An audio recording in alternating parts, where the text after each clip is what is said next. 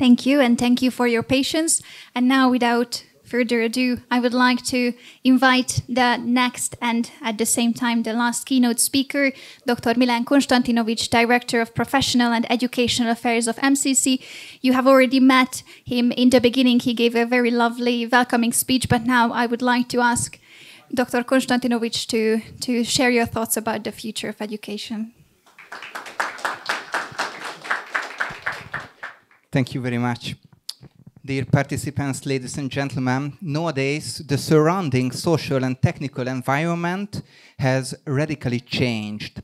This wave of change affected our use of language, reading habits, and of course, our schools. It forces us to reconsider what we have previously claimed on education for our youngest generation, the FS, who are growing up in classrooms. Let me contribute to this reconsideration with three arguments that draw on the classical understanding of education and could prepare our schools for the future challenges. Originally, I planned to tell 5 arguments, but for the pleasure of the remaining audience, I shortened my redemptive thoughts to 3 arguments. So, first of all, strengthening the role of the teacher. The proliferation of digital tools, the emergence of a post-Gutenberg galaxy, and the rise of AI have transformed knowledge acquisition of the past. At a time when all the world's knowledge is just a few clicks away, at least the technical possibilities are available, the traditional role of teacher is called into question. The teacher is no longer the only source, the only gatekeeper, and the only transmitter of classical knowledge. Hence, the spectrum of information acquisition has broadened. In frame of all this, are teachers still needed? Could online education entirely replace teaching roles? What role should the teacher keep through the transmission of knowledge, especially classical knowledge? I'm convinced that online education and evaluation of COVID period has shaped answers for these questions. Or research from this period has shown that the teacher, as a classic factor in the educational process, cannot be disappeared. His or her role is evolving. In case of knowledge acquisition pathways, it will be up to the teacher to facilitate students' independent research, to shed light on the opportunities as well as risks of digital space, to help them select useful and relevant, valid information. It's not only the lexical knowledge base that will anchor its role in the teaching process, but also the epistemological knowledge base. The ability to clear the pathways of knowledge acquisition to help organize data into information and information into literacy. As Mr. Tate points out in his book titled The Conservative Case for Education, published in Hungary by MCC Press, the Socratic master-student relationship is pedagogical dynamic that is still valid today, based on a living personal dialogue between the teacher and the students, and the teacher has its own experiential surplus. The framework may change, technical progress may open up new methodological possibilities, but I think it is just a surface. In the heart of the teaching process is the teacher's work for almost 2,500 years. Second one, the dominant role of classical knowledge. An important philosophical debate in education over the last decades has been revolving around the development of competencies and the transmission of the material knowledge, trends emphasizing that teaching of creativity has been reinforced in parallel. The former socio-educational function of schools has been under discussion. The notion that schools' primary function is to ensure social well-being and individual fulfillment has come to the fore, and the transmission of classical knowledge has been placed second. This approach argues requiring competencies such as creativity, essential to thrive, need to be developed in classrooms. In contrast, thinkers cited in the book The Conservative Case for Education, most notably T.S. Eliot and Oakeshott, that the main role of primary and secondary education is cultural introduction, the acquisition and mastery of norms based on classical knowledge base. This presupposes the existence of a cultural canon and this necessity of initiation in it. As T.S. Eliot points out, this cultural canon is not in contrast with the development of creative potential. In fact, creativity researchers agree that without a knowledge base, the process of creating something new cannot be initiated. And the classical knowledge base, the knowledge of previous contexts, helps to discover something new. As Nancy Salai, a researcher at Queen's University, has emphasized, an extensive neural network, which is also the basis of developing creativity, can only build on a wide range of subject knowledge. This means that the transmission of literacy, the initiation into the common set of ideas that transcends generations, is an essential educational goal, even if the canon naturally change over time to time as new inventors and new discoveries emerge. Third and last one, education as a tool for community building. I've written about the Aristotelian legacy of education in this book, Reclaiming Classical Education. And in this book, I argued why teaching of rhetoric is still an essential part of classical scholarship, 2,500 years apart from its ancient golden age.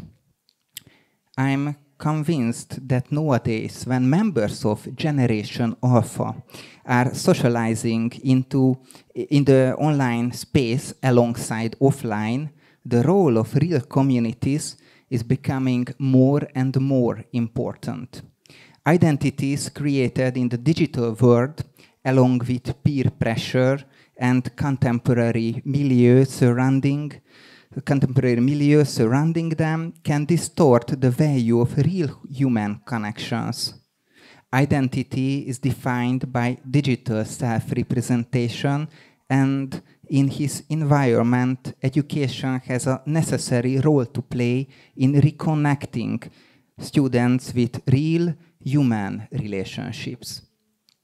One tool for this aim is rhetoric, which can teach students how to create community through language. The legacy of ancient rhetoricians provides an understanding of how to find the points of identification and shared values that are encoded in linguistic formulas and metacommunicative science. It is the teacher's responsibility to explore community links, which leads back to the point number one, what I mentioned, that there is a need for personality, personal presence, community organizing power of the teacher. This function complements the task of cultural initiation and makes education future-proof for alpha generation and the forthcoming generations. Along these thoughts, I wish you a fruitful debate for the next panel discussion. Thank you for your attention.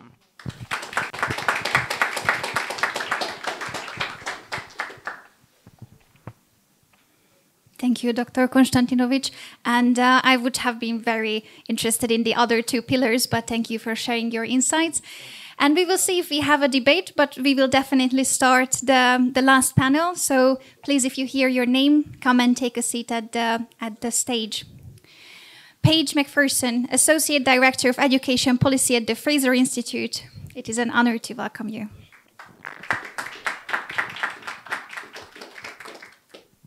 I invite to the stage Mr. Jonathan Butcher, Will Skillman Senior Research Fellow of Center for Education Policy at the Heritage Foundation. Thank you for joining.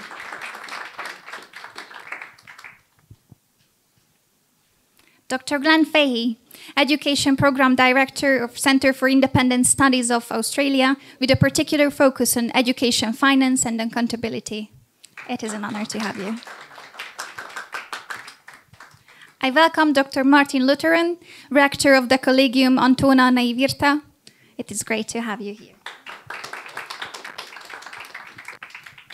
And last but not least, I invite Mr. Paweł Milcarek, philosopher, teacher, and editor of the Christianitas Quarterly. The final panel examines the future of classical education through my questions, so let me take a seat.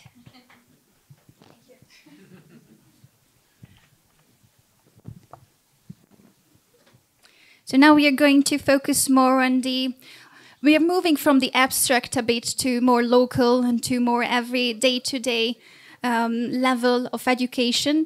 And the title is Local and International Initiatives. So my first question would be to find the differences, because we are from very different areas of the world, which makes it great.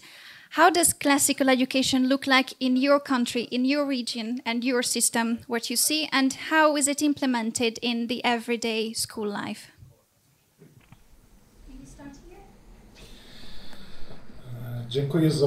Thank you very much for inviting me here to this panel. My experience that I can exploit when answering this question is defined by three different sources and activities. The first one is the experience. I have 6 children. So at some point I took them back from the public school one after another, with, of course, a great help of my wife. And for 10 years they were educated by my wife. We are finishing this process. The youngest is finishing the primary school, and the oldest one is finishing his studies. This is just a sample, but we can see that the problem of classical education is the problem of starting with facing some problems from the very beginnings, from the foundations. So when we enter into details, when we have our own philosophy and conclusions, and this is always the question that are the parents that have to face, discussions, for example, related to starting how to learn how to write, to read, the global, the syllable, education, didactic, maths, how to teach mathematics. Our experience was based on the fact that the longer we were moving towards Euclid's way of teaching maths, moving away from the curriculum books. So how important is the direct contact with the young person, with the kid, with big books, as we name them, with the sources. So this is our experience, a very fruitful and interesting one, but it concerns the, let's say, we're replacing school. We have always had the feeling that we are not really very fond of classical homeschooling, anti-school education, but we were trying to do the task where the school was a deception to us. The second experience was being a teacher for a few years in a very elitarian school, Catholic school, where it happily happened that I was invited invited to join the team of people who really knew what is the classical education from the very beginning. So we had a very detailed idea, concept, how to change, how to introduce curriculum artes liberales, how to introduce it so that we would not provoke a total revolution in the curriculum, but interfering, introducing some very fruitful, good methods in subjects that have already been in the school. So this is my experience of a very interesting one, of course, as well. And it taught me that those two back doors that we can enter. So we were quite privileged in this small private school where we can do a lot more than in a public one. The back door is a very good contact with the Latin teachers, antique civilization teachers. We have to teach them that it is not only restricted just to Latin and Latinization as such, but on the other hand, what was a little bit going beyond simple connections with classical education is the contact with and interfering in the curriculum of the history, the national history. This is the place where the contact with universal sources of culture are so important for the human being, and this is a natural way of learning. And the third experience, I used to work for a few years, but because of the elections I had to stop. I used to take part in pilotage, how to introduce Latin education elements on the highest level of education, from the level of the Ministry of Education, where Artur Górecki invited me there, where I could be the counselor, write projects, prepare suggestions. As it was mentioned in the last panel, only 4 years, it's very short time, and if you just enter during this 4 years, it's even less time that you have. But this experience was like entering a jungle, where a lot of time you lose on explaining the officers, the politicians, what is going on in Latin education, because very often on the right side of the political scene, where there is much more understanding for this case, the sensibility is quite like to stop it. They don't want to, we want to react towards danger. So we do not have the positive kind of program, but we want to block the bad ones. This is my experience on the Polish background. Good afternoon. Before I speak about the situation in Slovakia, I'd just like to congratulate all of you and the organizers. Classical education is creating space for growing in virtues, right, among other things. And I think this conference enabled us to grow in the virtue of patience and perseverance, and all of you that are remaining here are great examples of that. Congratulations, and thank you for the example. And Slovakia is a small country. I'm the leader of an educational institution called Collegium Antona Neuwirtha, Collegium of Anton Neuwirth, and we've been in operation for 16 years.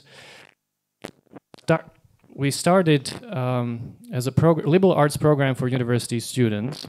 Janos asked whether, he posed the question, right, whether the conservatives can learn from each other. Well, we learned from America. I studied in America, I studied Oxford, and after my studies, I returned home, and I told myself I want to be in education, but I cannot go to a Slovak university. I have to start something new, and I want to bring some of the things I learned and saw in the U.S. Protestant liberal arts program I went to, and secular Oxford University. I want to bring some of that to Slovakia, and I did. And over the last 16 years, we've developed programs now for high school students, adults, and even a primary school. So we now educate about 1,500 people in our programs a year. And philosophy of our education is classical education. And unfortunately, we're the only ones in Slovakia that use this concept and promote this concept. mission is to promote classical education in Slovakia.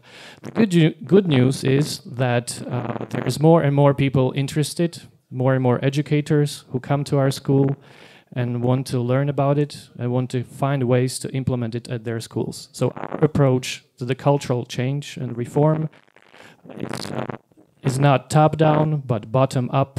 We want to be an oasis and a beacon. We want to inspire others to do similar things to what we're doing because it works. It works, and it helps our kids, and it helps our adults to become better human beings.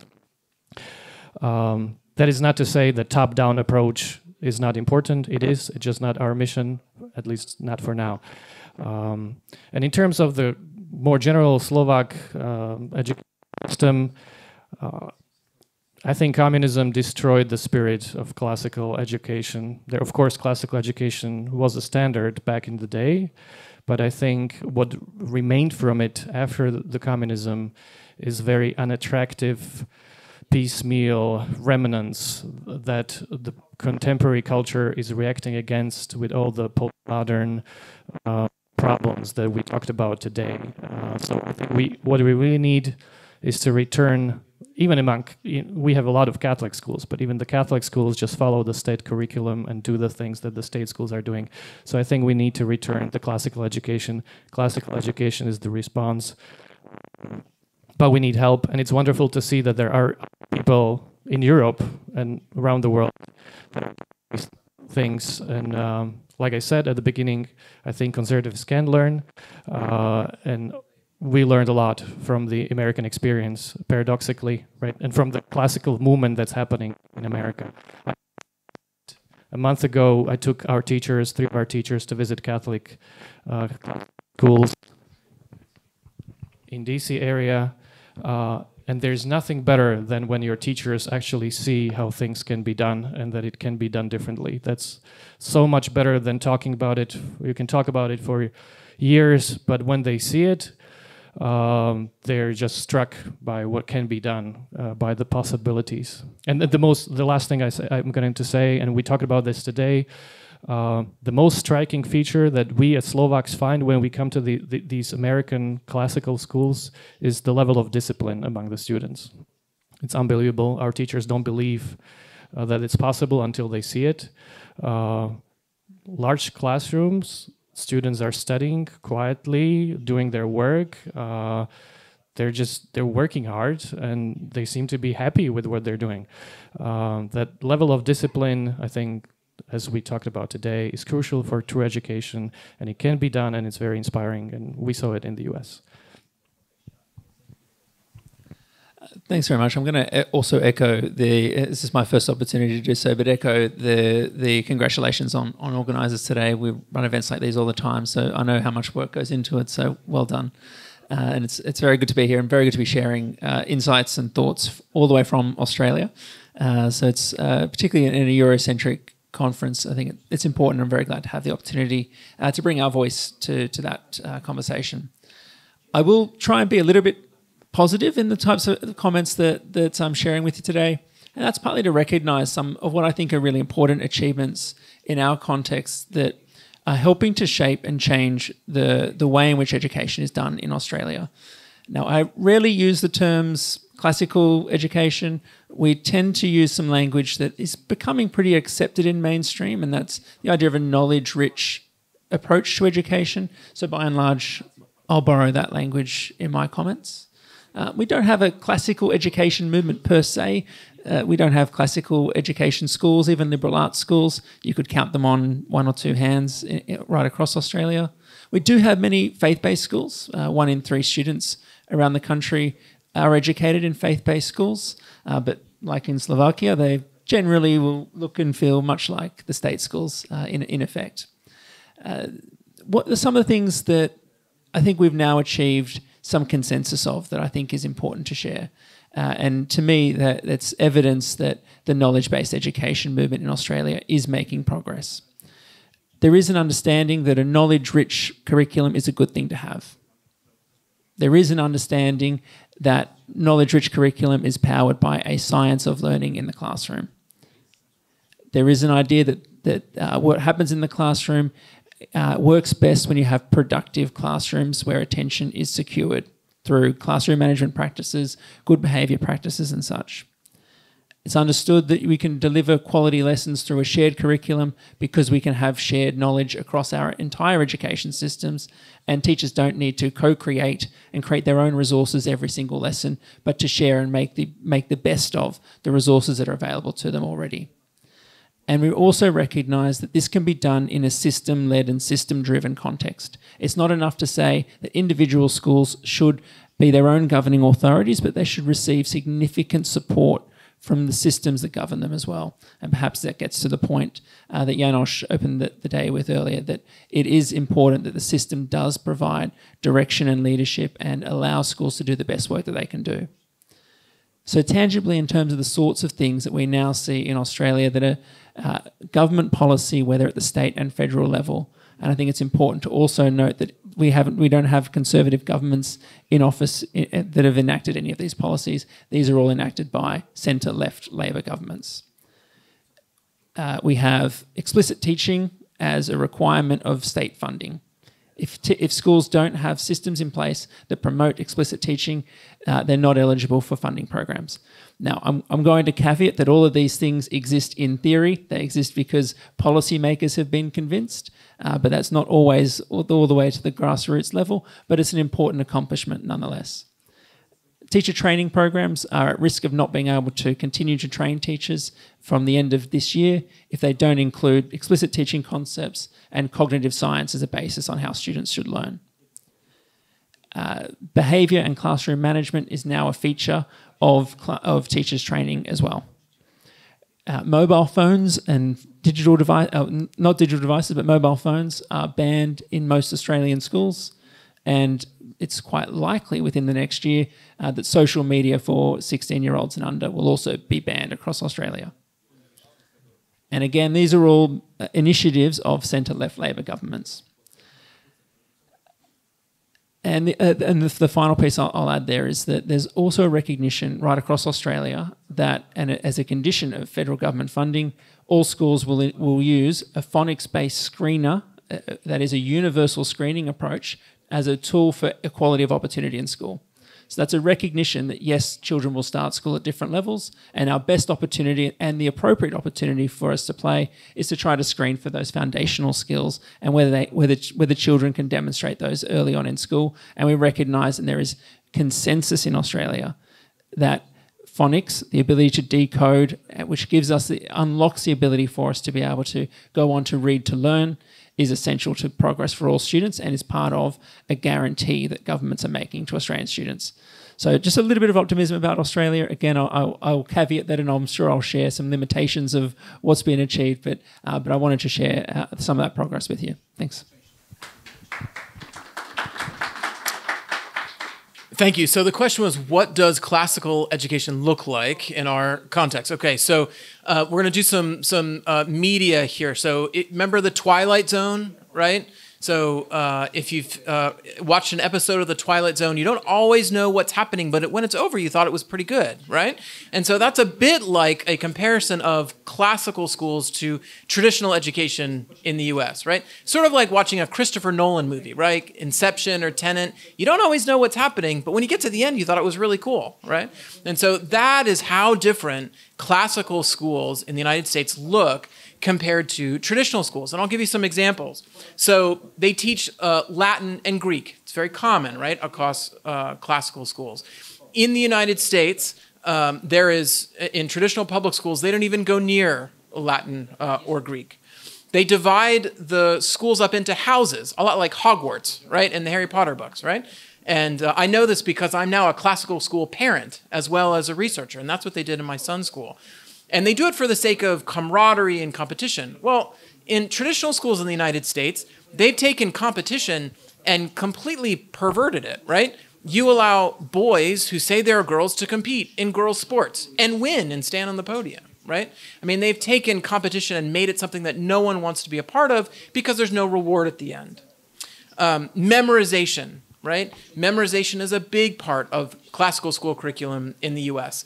in traditional public schools, they are actually lowering the standards to the point where, you know how, and I think this is, I know it's common in the US, I don't know how common it is elsewhere, you get A for highest score, B, C, D, down to F, right? You get the general idea, okay? Well, in San Francisco, they've made it so that if you get a 40%, you still get a C. You still pass. They don't give zeros, okay? And they call it equity grading. That's what they call it, okay? And even in San Francisco, which is one of the liberal hotbeds of the United States, it made parents so mad to hear this that these equity standards lasted for all of 24 hours before parents stood up and said, there is no way you're going to do this, okay? You have a great books curriculum. Very common for schools to base their teaching around the great books. There was a question earlier of, can you have a classical school that doesn't have a religious focus? And I would point in the United States to the Great Hearts Charter School Network. These are public schools in the United States that have based their instruction around great books, right? And they call it the pursuit of the true, the good, and the beautiful, okay? In traditional public schools, it is a lot of what's been discussed here, right? There's a lot of socio-emotional learning, a lot of talk about how do you feel, kids looking inside themselves. It's all about therapy and being therapeutic for yourself, right? They've moved away from looking to the past for what ideas have stood the test of time. And then etiquette is a big part, of course, of classical school curriculum in the United States. In traditional public schools today, the word, on the street, the news about traditional schools in the US for going on 3 years is that student misbehavior is at levels that we've never seen before, right?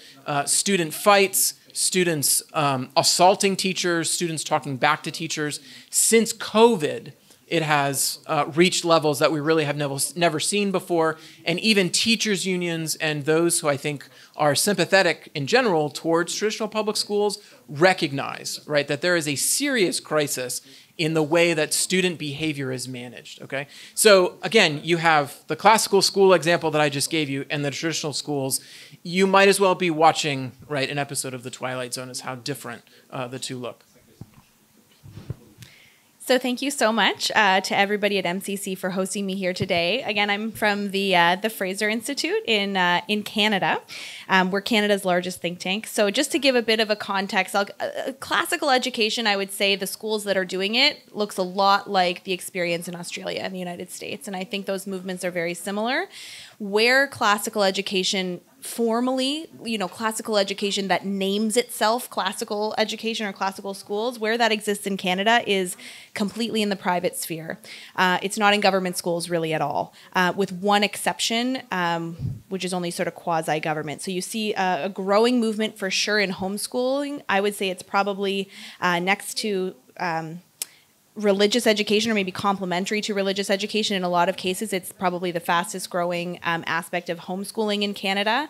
You do see it growing in prominence in independent schools or private schools in Canada, and particularly in Christian private schools in Canada. That is challenging because in 50% of the Canadian provinces, so 5 out of 10 provinces, including the largest province, which educates the most children in the country, there is absolutely no government support for independent schools. We could debate the pros and cons of that kind of a policy on another panel, but it is a challenge for families who want to opt out of government schools and seek classical education because of the high cost of living at the same time. So these movements are small. We have one province in the country that has charter schools, and there is a growing network of classical charter schools. Although it is small, it is growing in one Canadian province as well. So that's sort of the formal charter or classical school movement that exists in Canada. What I would say is more broadly understood, and where you have more parents that are becoming keen on these ideas and maybe more dissatisfied with what's happening in the government schools, which we just call public schools, and does include in a few provinces Catholic schools as well, government-funded Catholic schools, which similarly are basically the exact same as the government public schools. They have to follow all the same regulations for the most part. is more that knowledge-rich education. You know, I think parents are really waking up to the fact, and perhaps having to homeschool their kids during COVID really sparked this, but waking up to the fact that their children they're not able to read in a lot of cases, just completely, you know, they're really struggling with reading. And then they're approaching that age where they're going to have to read in school, you know, around grade 3 or whatever it might be, where they have to start reading in order to do other subjects because of the word problems.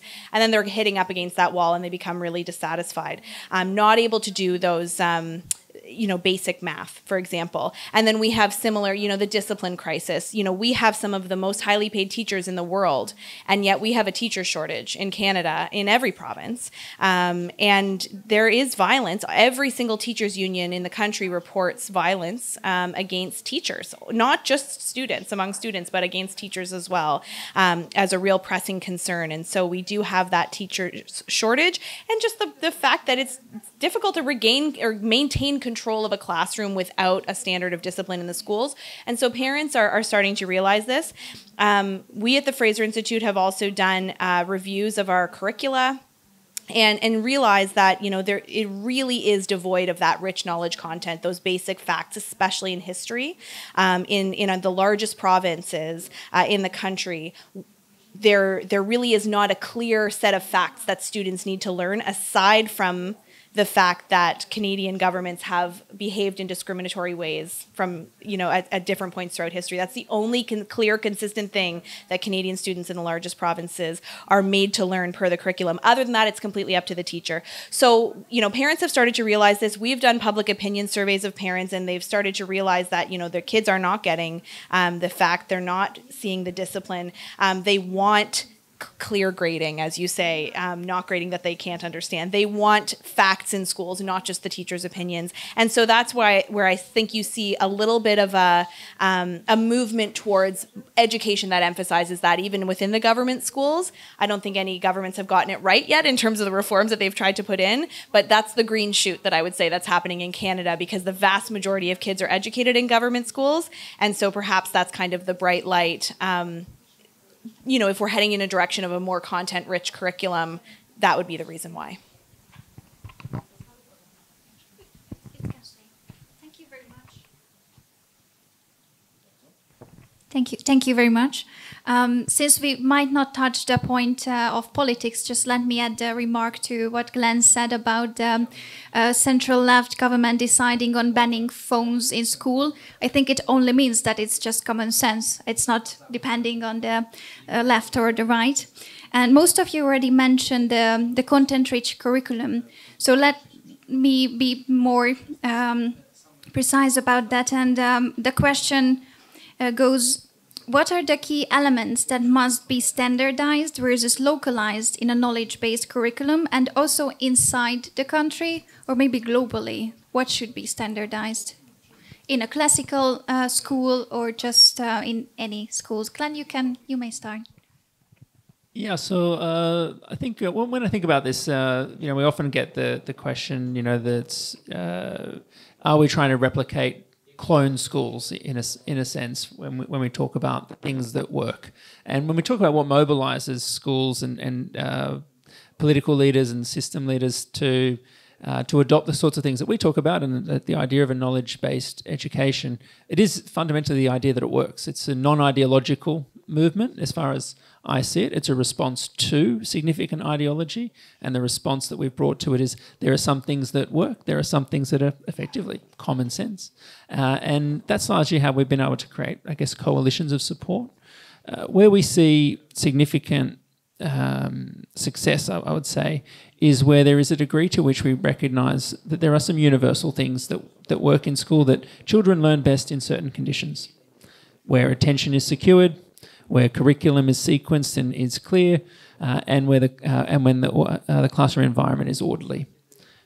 Again, that's actually a controversial statement in education. If you go to an education conference, that's actually a really disputed claim. So that we're all sensible people in this room. That's just why we all recognise that that's quite common sense.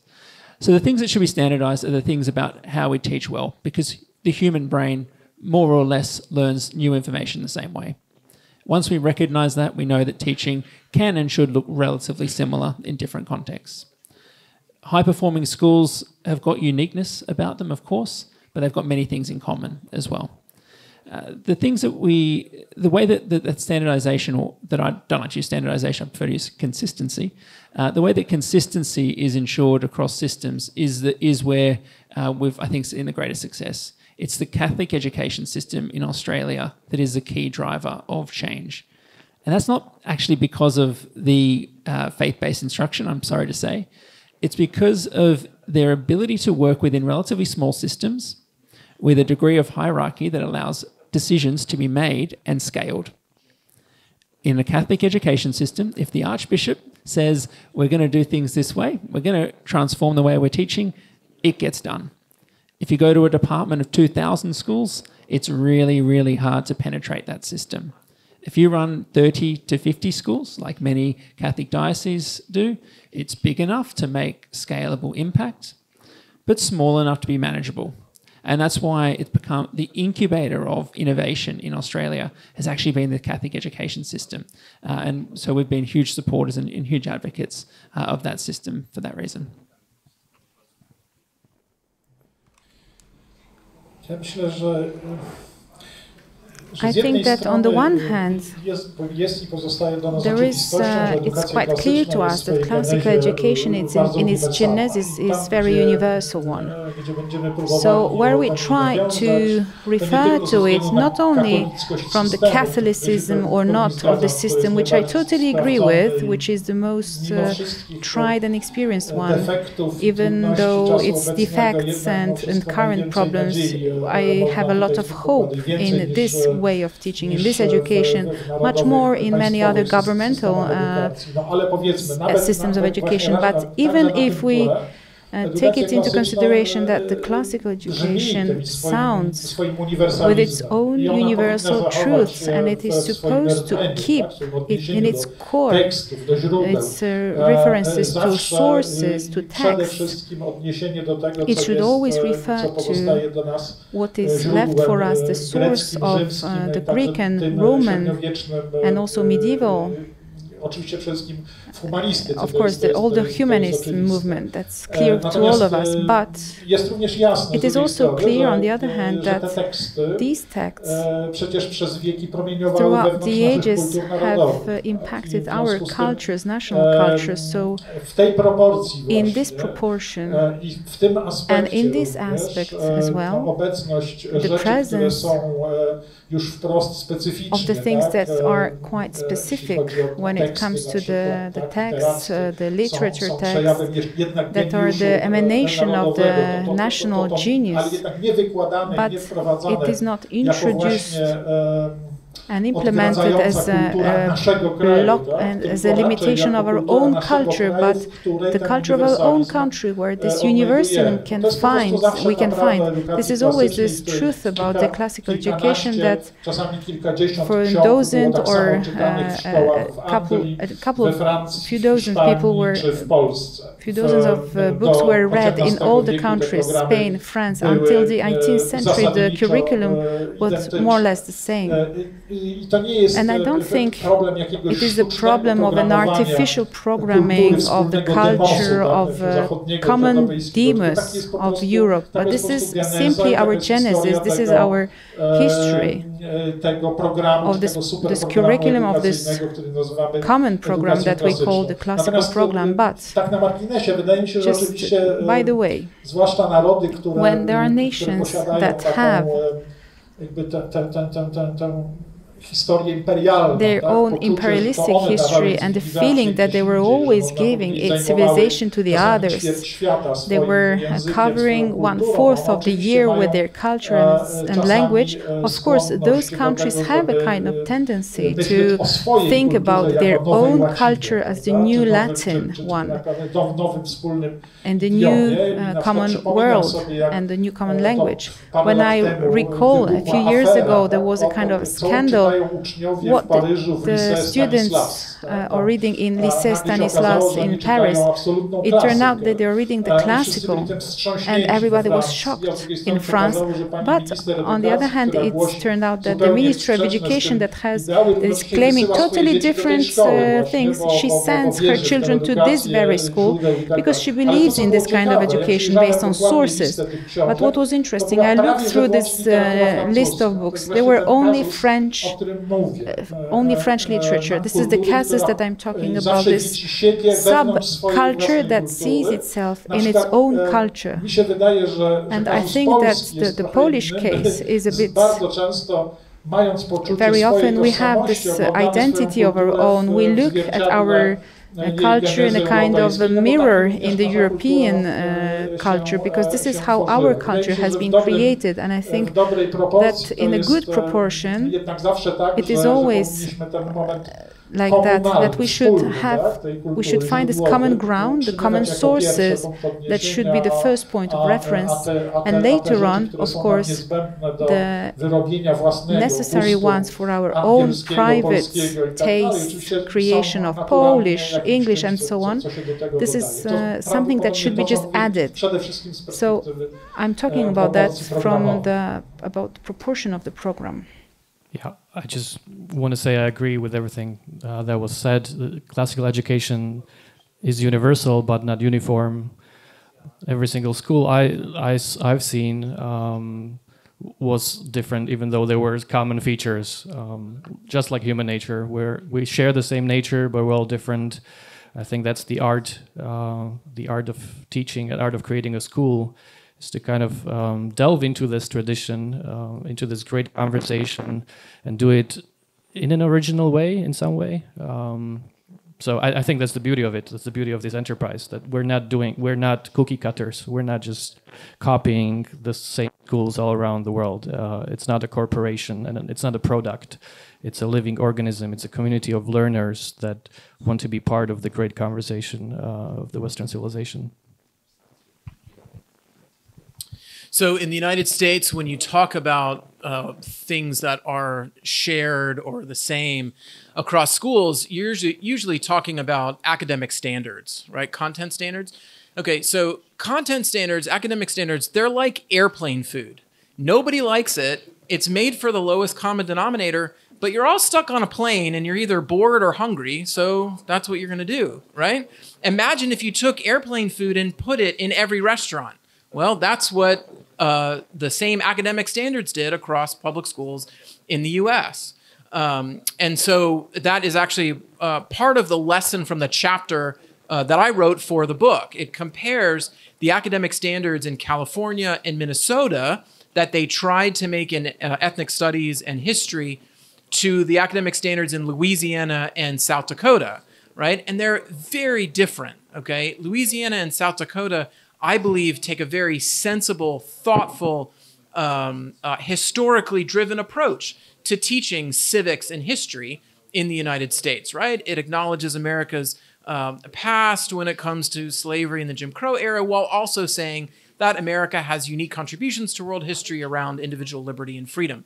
Minnesota and California, they're talking about oppressors and the oppressed, and critical race theory and intersectionality, and the idea that students are victims, and you can always look around and find another way that you're victimized. I mean, you would be in two very different nations almost if you went to different schools between California and Minnesota and South Dakota and Louisiana. So what's the answer? Is the answer that we should all have airplane food? Well, no.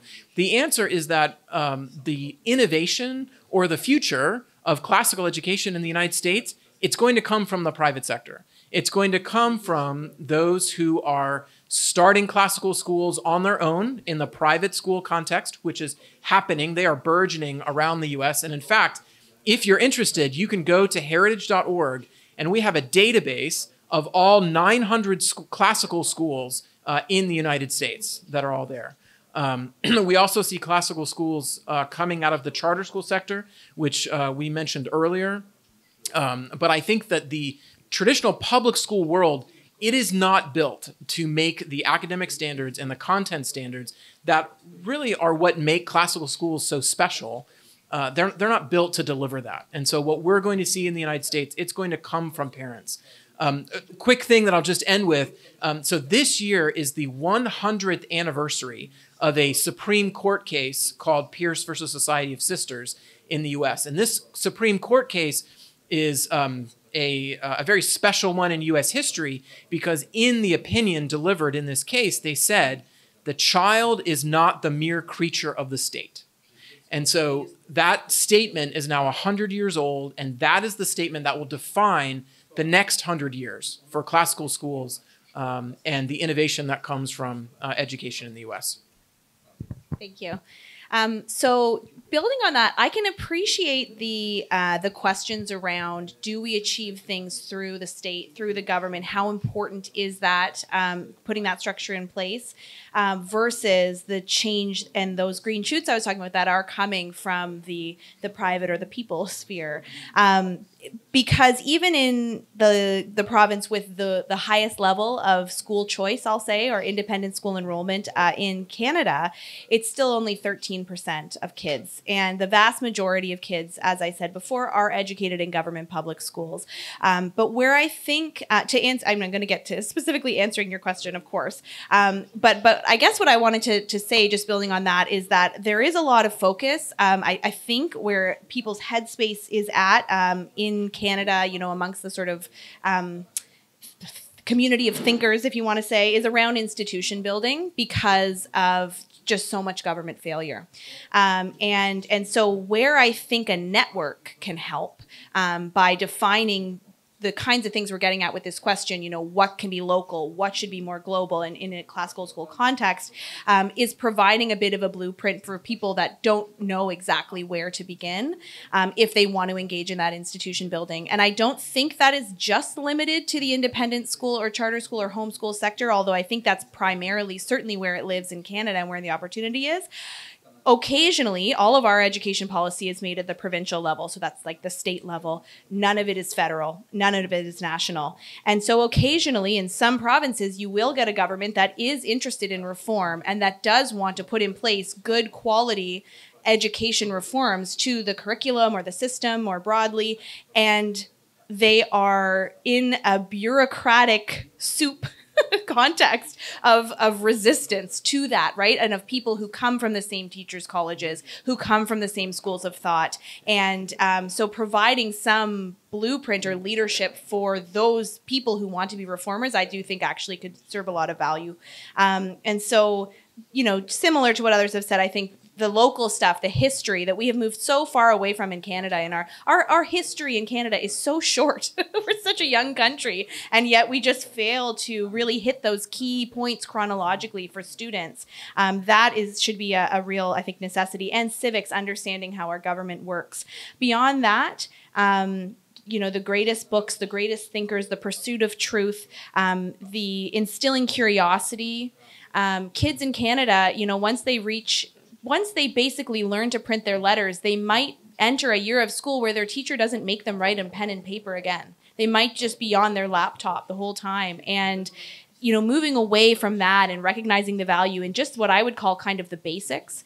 And that is where the language is at a lot in Canada, is sort of that back to basics, and using that evidence-based math and reading. Phonics might not be the right approach for every single child, but it is probably the right approach to try for most children. So starting at what, where we know works for most children, and getting those basics in place and making sure that kids understand that pursuing truth and being curious in school is like a beautiful thing that should, inspire them to attend school, not just this narrative. I brought up boys before, but there is this prevailing narrative that boys you just got to get through it. You might hate school, but you just got to trudge on through and get it over with.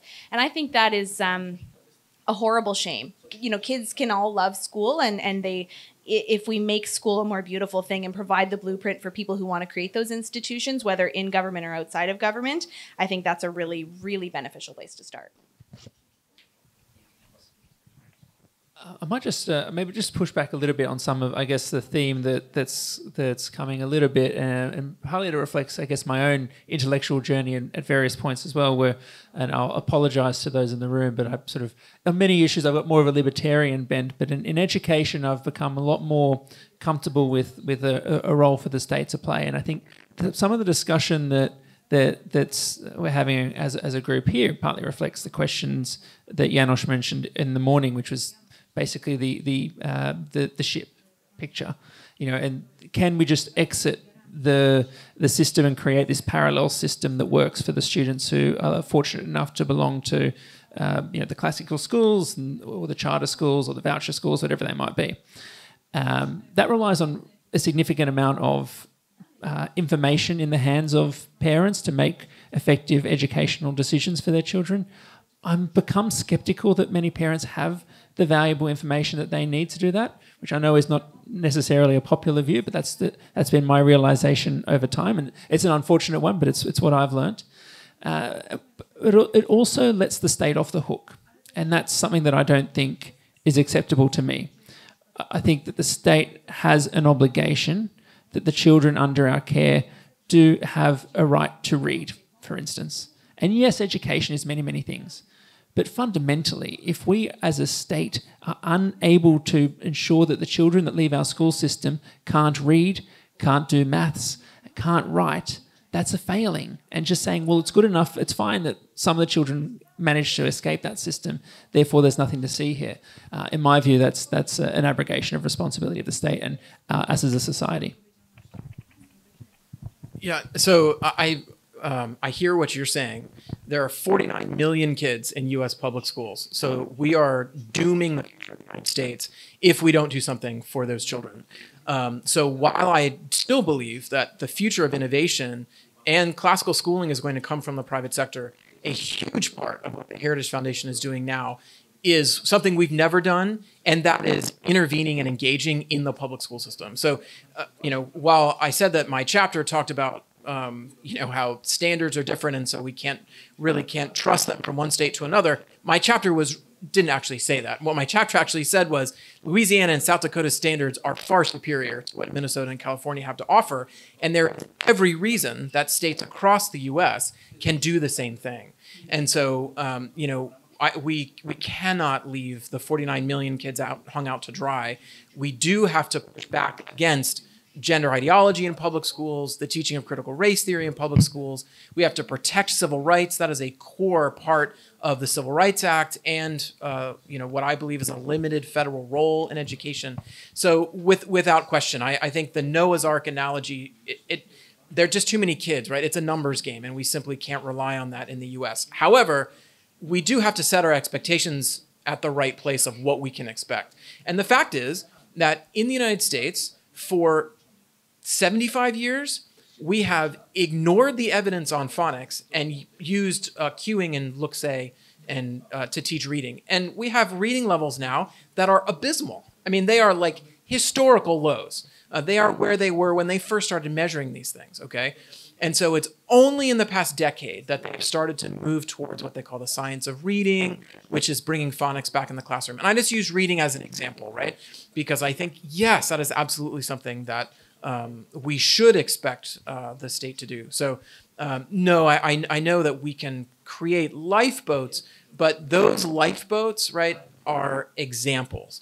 That the more that we can push classical education, the more that we can get other schools to follow because parents will demand it.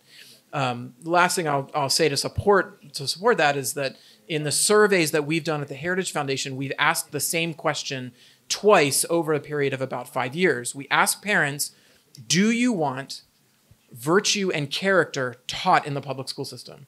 And both times, the numbers have been 70% or higher. Parents want this, and it's not being taught in public schools. So we have got to create an example for public schools to follow. And I think that that is the best that we can do while we have the kind of political situation that we have involving teachers' unions, U.S. Department of Education, and all of the bureaucracy that follows. So I can see your point there. Just want to make a small point building on that too, because I agree with you. It's a really big lift to get there. And I think some of it's parental information, but some of it, I think there's a point that Stuart made earlier that really resonated with me, which was about how it's the new etiquette, the politeness, whether we're talking about social emotional learning and whatever the new fad is, right? We kind of just have to go along with it and respect it and not really say anything. And maybe that really resonated with me being a Canadian because we're known for politeness. It's our whole thing. But what that amounts to is that it's a deference to government, essentially. So it makes it hard for parents who, even though our polling as well shows the same thing, parents want these things, and yet, right? So it's creating those institutions where they can build on them.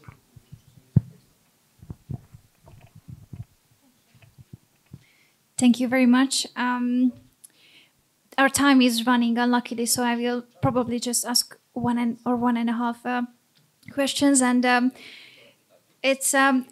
Some of you already mentioned this international network, and we've been building it openly. The last conference was also about building an international network of educators and experts. But have you thought about having it any risks? Because we are talking about the benefits. We are learning from each other. We are sharing good practices. But does it have any risks? Because from the Hungarian point of view, for example, we are in a network, we are in the European Union, and what Richard mentioned earlier, they are trying to tell us how to teach history, that we should teach more international history than Hungarian. Or from the political point of view, if it's any risk, we are part of the Erasmus program. There are university students could go to other countries to have a semester or two to learn. But since the political situation in Hungary, we are excluded from Erasmus. So do you think this international global networking could have any risks in education? If it's no, then it's an easy, good answer. I think that, just a quick answer, I think the risk is really that education does really well in the local context when it's hyper-local and tied to the soil, and, establishing those roots is sometimes better when it's closely connected to the community. And so if there's a risk that I see that's more salient, it is compromising that, I guess. I would agree. I think that education does best when it is local. Quick example, in the state of Florida, there are 3 million public school kids. In Wyoming, I think they have a little more than 50,000. Okay? So, same country, two different states, very different, right? There are bears roaming the forest in Wyoming. You'll see crocodiles in Florida, right? You're going to need something that is designed for the kids that they're going to serve in that area. However, it is very valuable to know that around the world, parents and educators and policymakers do desire a classical education, right? They do see that a knowledge-rich curriculum has value for students. So good to know, right, that does transcend boundaries. Look, given I've got a background in comparative education work, so I can't ignore the part of that question, I suppose. And there is a lot we can learn about policy levels and the kind of policies at work in different kind of contexts. And we can see that there are sprinkles of really good work that's happened in parts of Europe and even in England, parts of it. There's even some states in the US, and I point to Mississippi as being an example that I'm really inspired by. There's certainly elements around what happens in Hungary that I think are worth exporting to an extent, right? The kinds of policies that can work in many different countries with colours of success and replicability.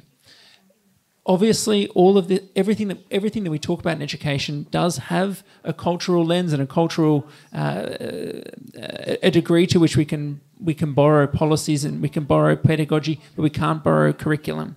Curriculum is nationally determined. It is shaped by our shared culture, our shared knowledge, our shared traditions.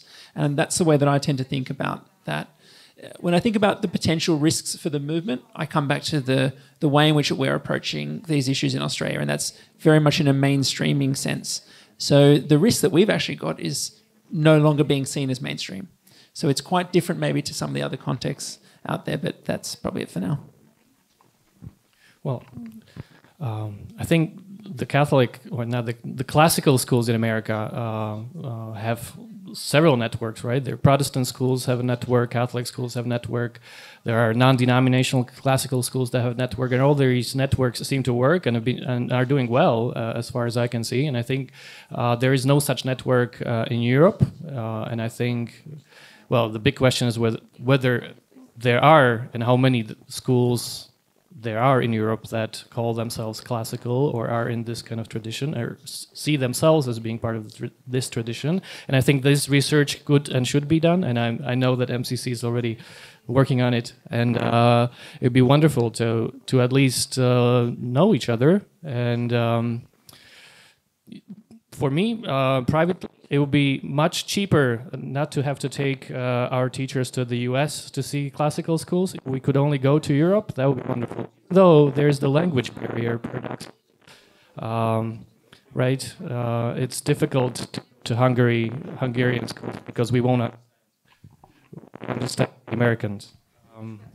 But I think we need that network to inspire each other, to know that.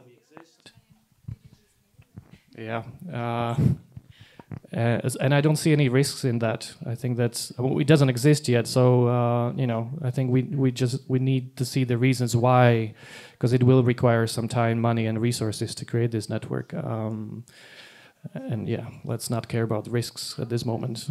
We're now talking about the state net. We don't need state network. We need a network of people who are engaged in this movement or in this tradition and really care about it in their hearts and want to work together and help each other, right? Cornelis is shaking head. Yes, we need that. Europe, let's make Europe great again.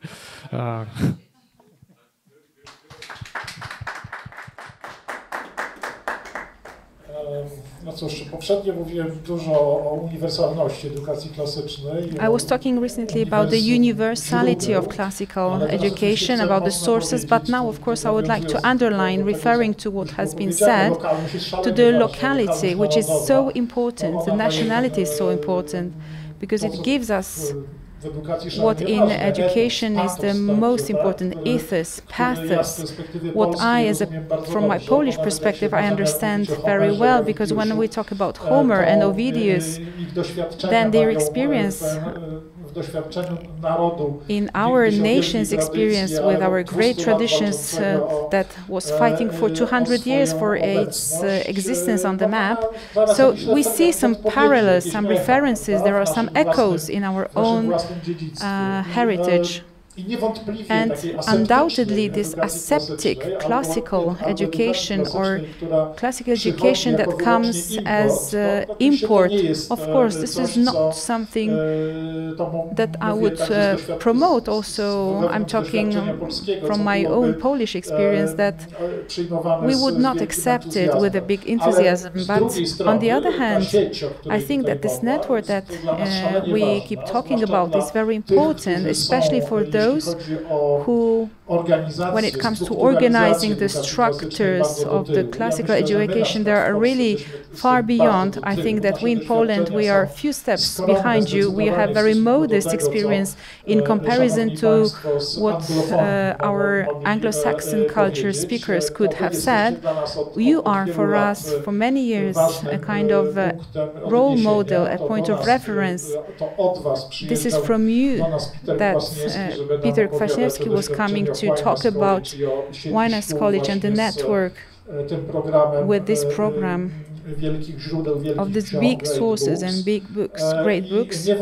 And undoubtedly this great John Senior's adventure and his whole program of human science was a very many years inspirational one, but we are very far way behind from taking conclusions, because directly the direct support that such things are going on, they're not just fantasies or dreams, there's something that can be really organized. So your example is so important. Thank you very much. Of course, it was intentional that this was the last question and the closing remarks. So we will continue networking, and of course we will continue this work. So I would like to ask for a big applause for this panel. Thank you for your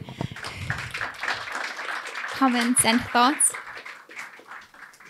And now I kindly ask you to take your seats. And as a closing, I would like to give the word to Dr. Setényi. Thank you, Annika. It was a long day, and we are very grateful that you made this long journey here to Warsaw.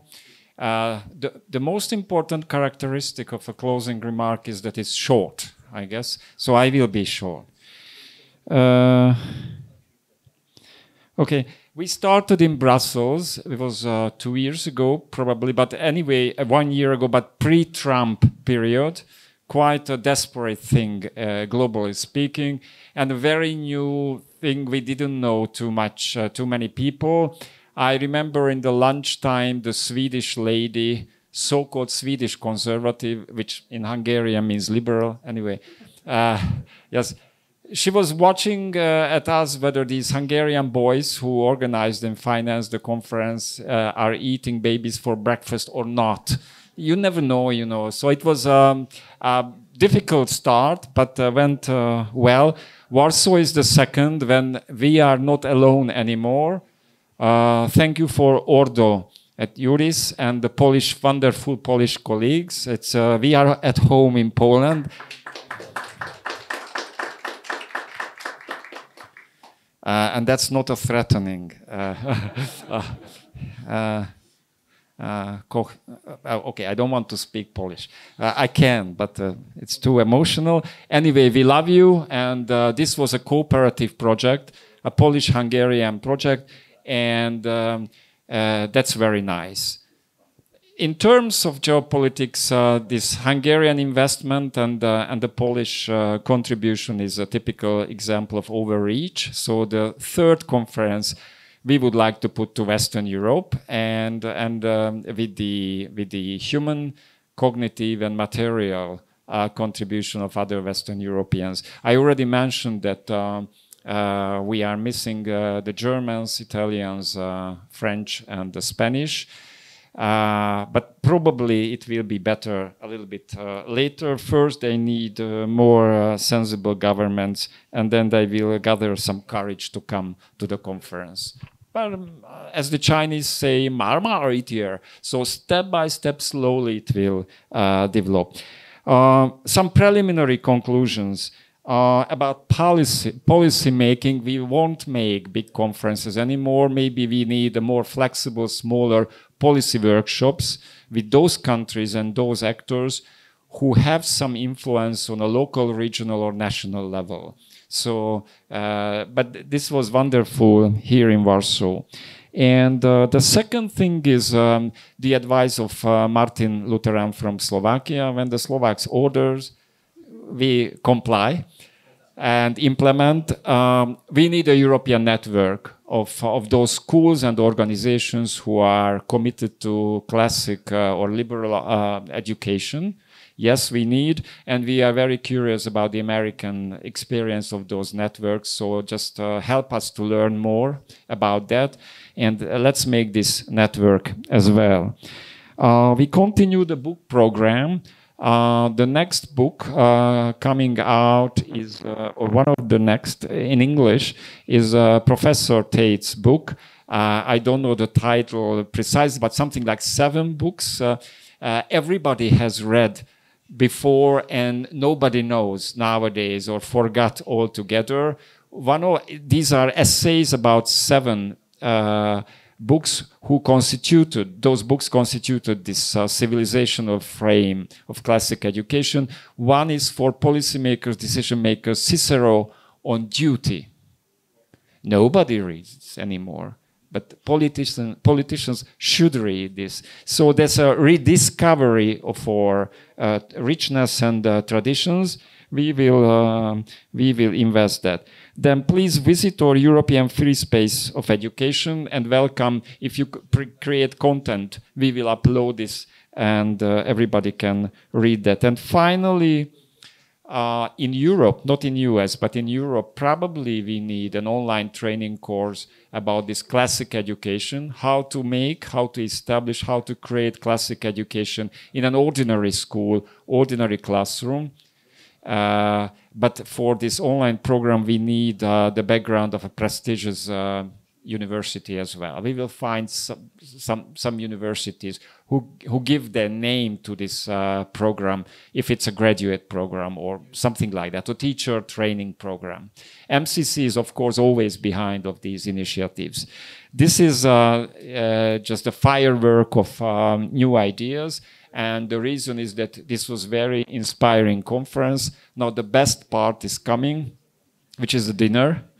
Yes. And although the Northerners and Westerners like wine, I would recommend you that Poland has gone through a so-called beer revolution.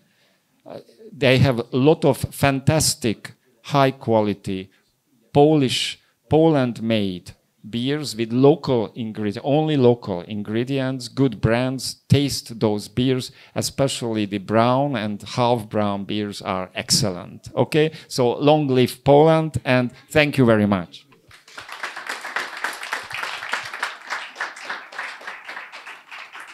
Thank you, Mr. Director. I would like to give the chance to Artur Górecki also to give his closing remarks. W nawiązaniu bezpośrednio do tego, co powiedział mój przedmówca, in reference to the speaker, the Polish and the Hungarian are like friends, both for drinking and for fighting. Just in a few words, thank you very much for our Hungarian friends, for all the speakers from all over the world, actually.